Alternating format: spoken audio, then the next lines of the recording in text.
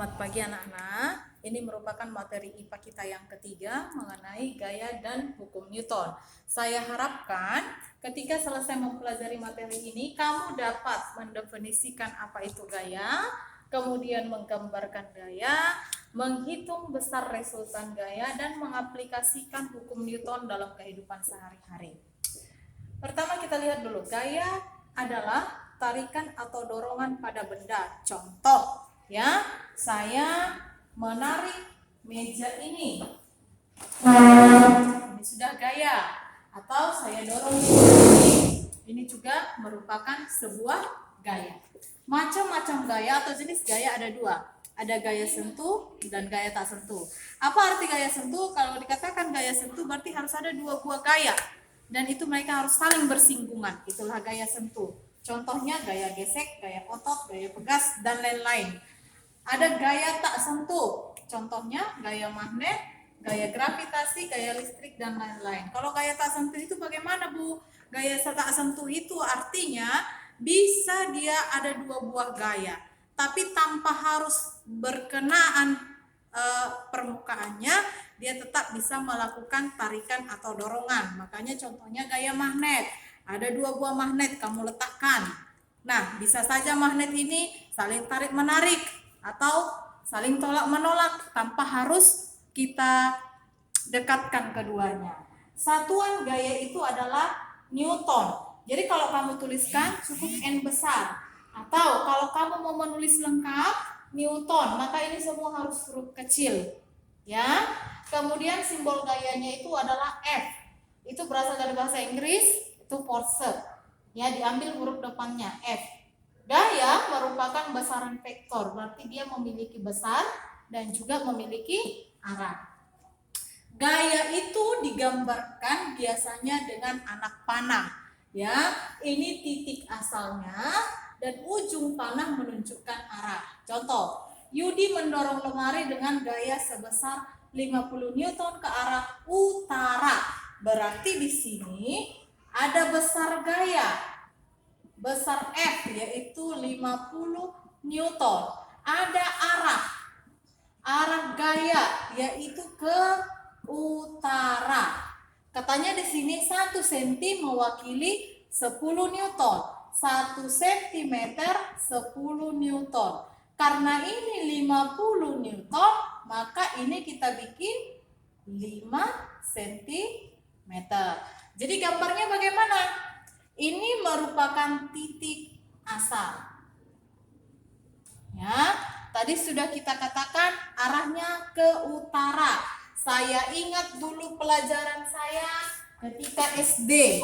Ya, guru saya dulu mengajarkan 8 arah. 1, 2, 3, 4, 5, 6, 7, 8. Jadi biar gampang, saya biasanya pakai lagu timur, tenggara, selatan, barat, daya, barat, barat, laut, utara, timur, laut.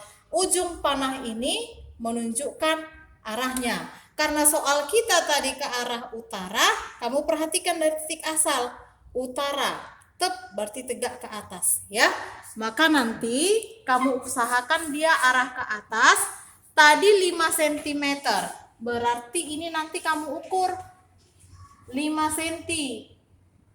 Ya, nanti dia, maka ini kita bikin. Nah, coba ya. Nanti ini kamu ukur dia menjadi 5 cm. Ya, berarti nanti ini ukur 1 cm, 2 cm, 3 cm, 4 cm, 5 cm. Nah, 1 cm 10 Newton. Berarti nanti ini kamu bikin begini. 10 Newton, 20 Newton, 30 Newton, 40 Newton, 50 Newton. Arah tadi ke utara berarti panahnya di sini. Ya, begitu cara menggambar gaya. Jadi, kalau misalkan dalam satu benda itu ada 3 orang yang melakukan gaya. Misalnya saya bilang, Yudi, dorong dulu meja itu. Tak bisa didorongnya, dipanggilnya temannya. Berarti kan dipanggil temannya ada gaya yang lain. Kalau 3 orang mereka mendorong, adalah 3 gaya. Kalau 2 orang mendorong berarti adalah 2 gaya. Nah, gaya yang 3 orang, yang 2 orang itu dia digabungkan menjadi satu, itulah yang dibilang resultan gaya atau gaya pengganti. Bagaimana besarnya? Gaya resultan sama dengan gaya pertama tambah gaya kedua tambah gaya ketiga tambah sampai berapa gaya dia. Kalau 5 berarti F3, F4, F5. Kalau 10, F6, F7, F8, F9, F10. Tetapi harus memperhatikan arah gayanya. Contoh, saya buat begini, sebuah meja didorong dengan gaya sebesar 10 Newton dan 7 Newton. Hitunglah resultan gaya jika A. Kedua gaya searah, B. Kedua gaya berlawanan. Maka saya buat dulu yang diketahui. Gaya pertama 10 Newton, gaya kedua 7 Newton. Yang ditanya adalah berapa resultan gayanya. Nah, yang bagian A, kita lihat dulu dia F1 dan F2 searah. Berarti kalau ada meja, nah, kalau saya buat F1 10 Newton ke arah kanan, berarti F2 juga harus ke arah kanan karena dia searah.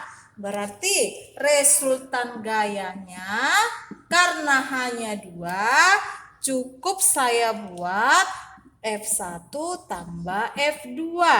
Maka dia itu menjadi 10 Newton tambah 7 Newton.